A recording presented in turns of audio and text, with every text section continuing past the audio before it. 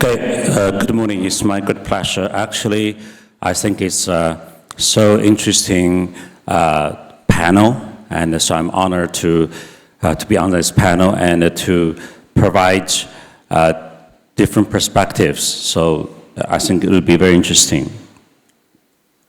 So, and I think it's timing that I will talk about the privacy paradox. So I want to follow this. So let's imagine if there's a huge chunk of people, let's say hundreds of millions of people, if they talk in one way, but they act in another way, what does that mean?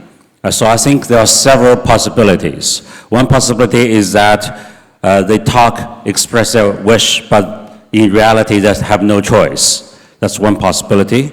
The second is that maybe when people ask them, it's not in the right context. They don't know exactly the trade-off. The third possibility is that maybe people have serious problem in their decision-making. Okay, maybe they're lured by something, some hidden incentives.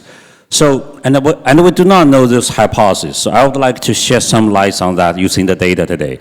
So, but my first point here is that privacy becomes increasingly it becomes a trade-off these days in the digital age, because the transfer and the sharing of the knowledge has become a major driver in this age. But on the other hand, it also can create privacy problems. Now, but the trade-off is very acute. I'm just giving you a couple of paragraphs. If you look at the first paragraph, it says that it's a survey by the United Nations. It asks the citizens that what's the percentage of people who would embrace mobile payment. And as you can see on the left, you can see countries of India, China, Indonesia, about 90% of them will love it. But if you go to Europe, actually, if you go to France, Germany, actually, all those countries, actually about 30% only will embrace the mobile payment. Now, the right panel then look at then what if the people are unsure about the internet, what could be the reason? And the first, of course, is the security of the internet, and that is about the security of the data. So my point here is that the concern could be very real, because that will affect people's embracement of the technology. Now, in China, from our first-hand experience, I think we have benefited tremendously from the digital technology and the sharing of the information. Just give you a couple paragraphs to show what has transformed China in the past 10 years or so. So everybody knows that China's economy has ascended to be the second in the world. But much less noticed is that in the past 10 years or so, if you look at this on the left panel, the red line is the taking off, that's the China's e-commerce as a percentage of the total retail sales in China.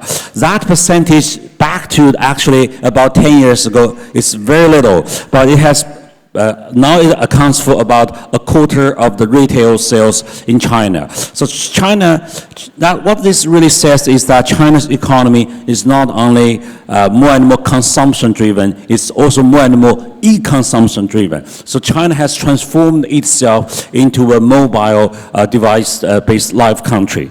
The right panel, you can see that back in 2011, actually, China's mobile payment is very similar to the United States. It's about several billion, from 8 to 15 billion US dollars. But then fast forward for after several more years, actually China's mobile payment is in the trillions of US dollars. It's hundreds times of that of United States. The point here is that the technology is really transforming China, our life, in a very profound way.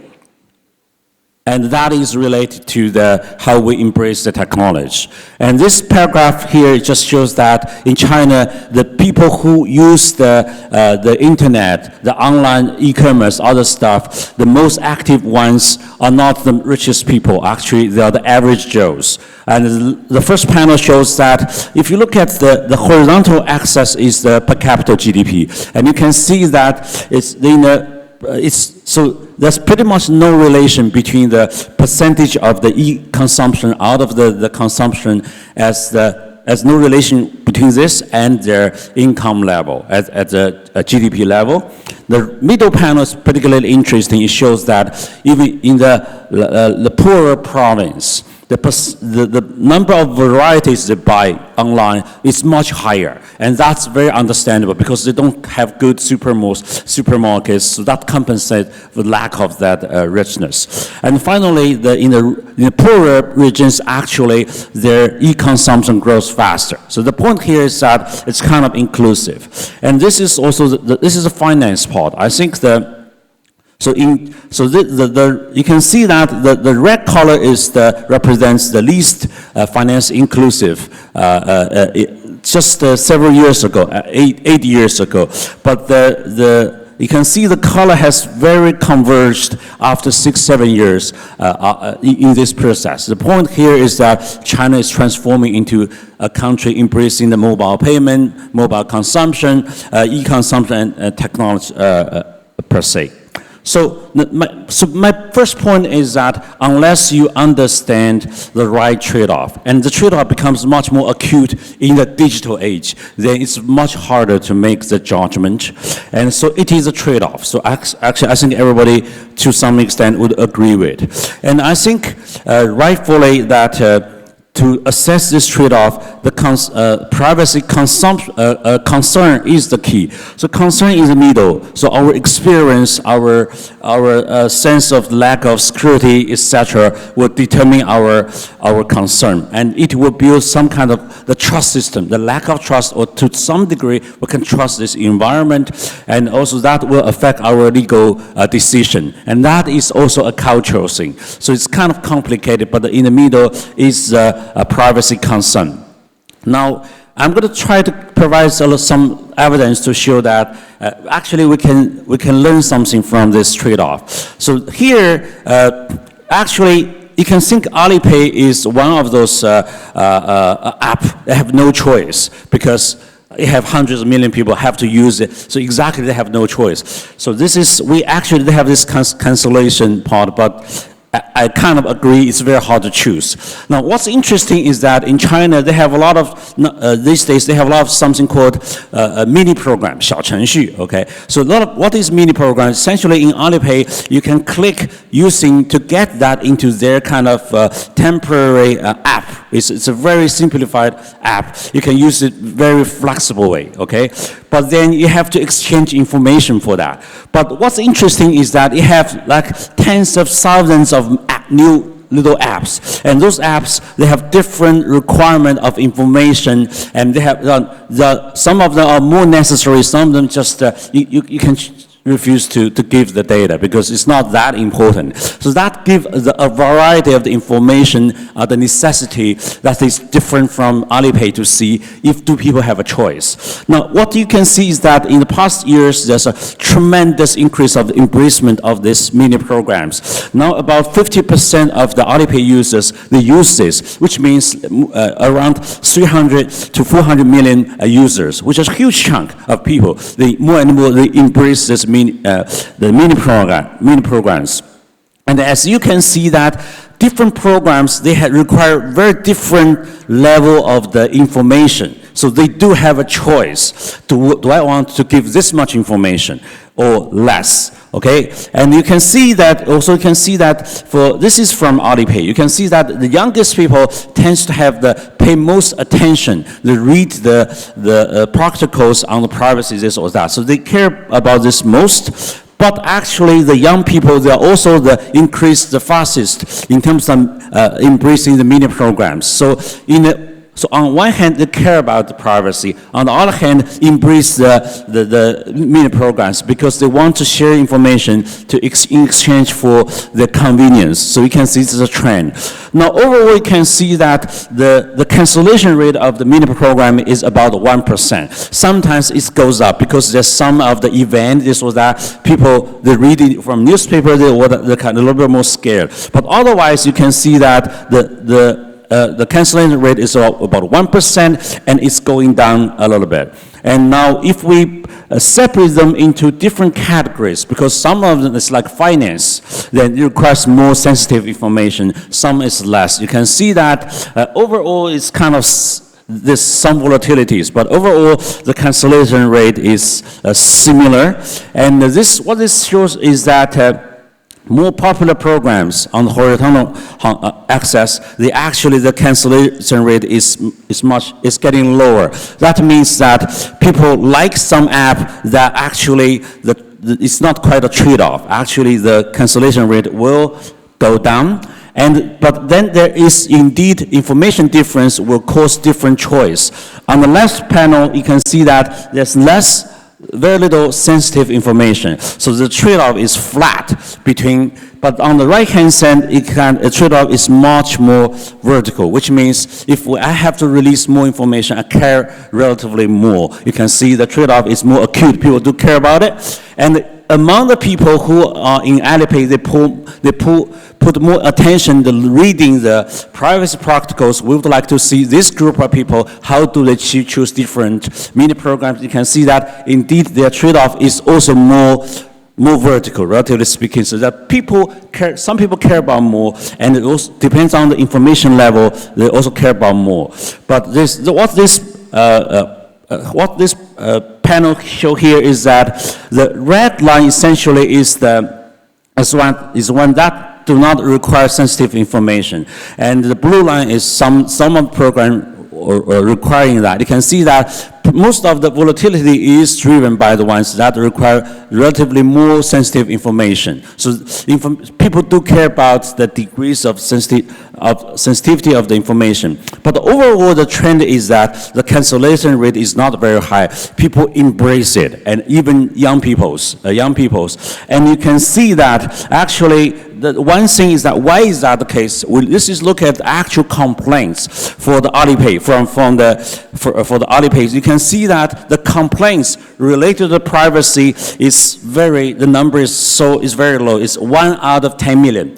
I would argue that it's in the contrast to the survey when you ask people how much do you care about the privacy. In actual use, the percentage of people really complain is very, very low. Now, but you might say that it's just people don't know how to complain. But let me show you the next slide is that in the past 2 years, Alipay is actually the most trusted brand in China.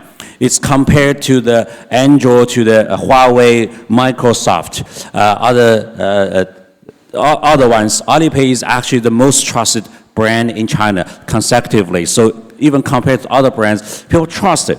But my point here is that it is possible. I think people care about privacy, but I think it's possible to have the right practice to make it much less a trade-off. That's my point. Then if you look at how do you do this, then so the left panel is a set of the principles. I think people around the world somewhat agree. So essentially, in the data collection stage, we should have the limitations. We should be accurate. It should be purpose specific. In the usage stage, you should protect them. It should be secure, and it should be informed. And also whoever used the data should shoulder the responsibility, and the people should have the right to cancel the data, etc. So that's the set of principles I think a lot of people agree, even people from Europe. And here, my point here is that you can actually apply the set of the principles into the procedure using the technology. So for example, in Alipay, in the initial stage, when you collect the data, it should be authorized. It should be minimal data. And after you collect the data, before anybody can use it,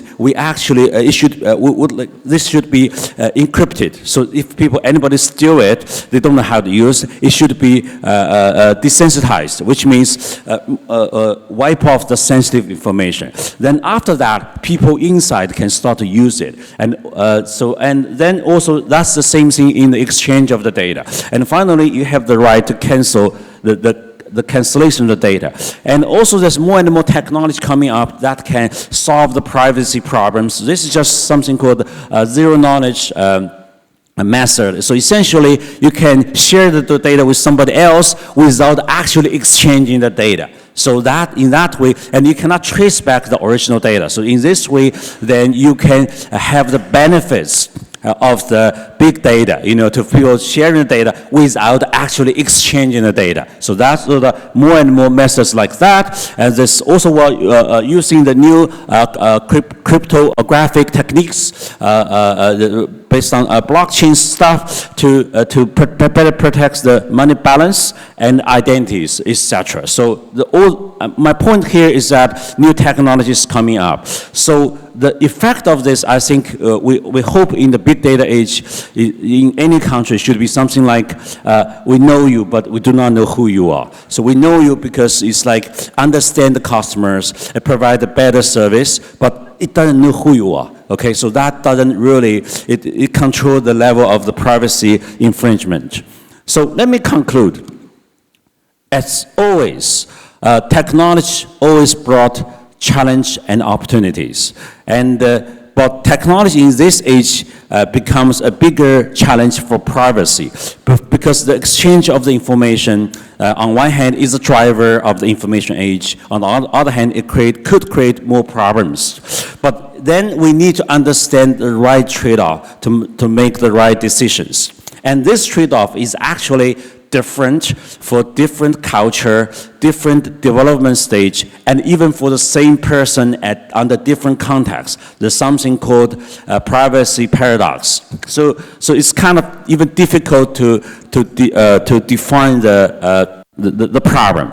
So here, I'm trying to shed a little bit new light, hopefully, to use different level of the data. Because you can argue that Alipay is an app, you have no choice. If you have like 700 or 800 million people, you have to use it, then you just have to use it. But in that app, there's tens, thousands of the mini programs. They have different requirement of the information. And some of them are more necessary than some others. So you actually have degree of choice, then that could shed some light. And we can see that people do care about information sensitivity, and some of them care more than some other people. But in general, I think, and that show up in their choice. So there's a trade-off. But in general, you can see that people do embrace more and more of those apps because that's presumably brought to them the confidence, the benefits.